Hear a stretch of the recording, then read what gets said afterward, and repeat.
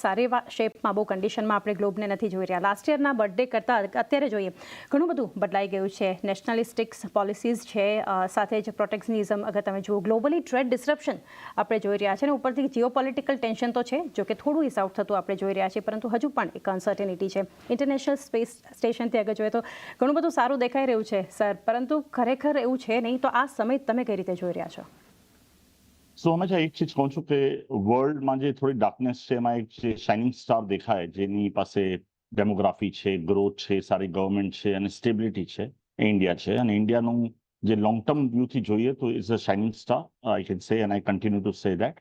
મારું માનવું છે કે તમે જે પોઈન્ટ રજૂઆત કરી જીઓપોલિટિકલ, એ વોર ટેન્શન રહેવાનું છે, કારણ કે ધીરે ધીરે કરીને વોર, ભલે ઇઝરાયલ અને ઈરાનનું હમણાં સીઝ ફાયર થયું છે, પણ આપણે જોઈએ તો યુક્રેન અને રશિયા 3 વર્ષથી ચાલે છે. બીજી ઘણી બધી કન્ટ્રીઓમાં ઇન્ટરનલ અને એક્સટર્નલ વોર ચાલી રહી છે.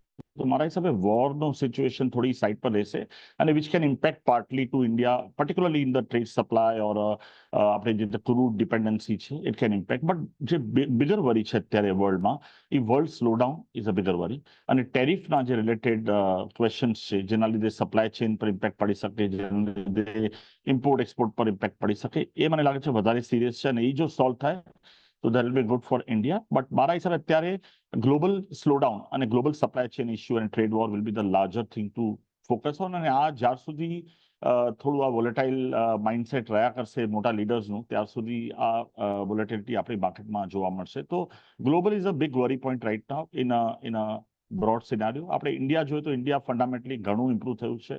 ઇન્ટરેસ્ટ રેટ સાયકલ આપણી ફેવરમાં આવી ગઈ છે. ઇન્ફ્લેશન થોડું ધીરે ધીરે નીચે જઈ રહ્યું છે. ડોમેસ્ટિક ઇન્ફ્લોઝ બહુ સારા છે. ડોમેસ્ટિક લિક્વિડિટી બહુ સારી છે.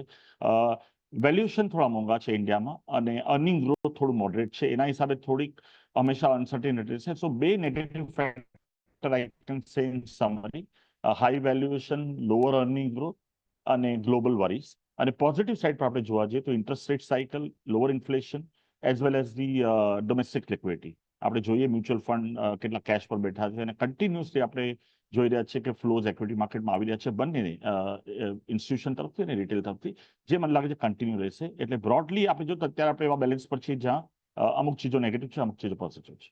Definitely sir.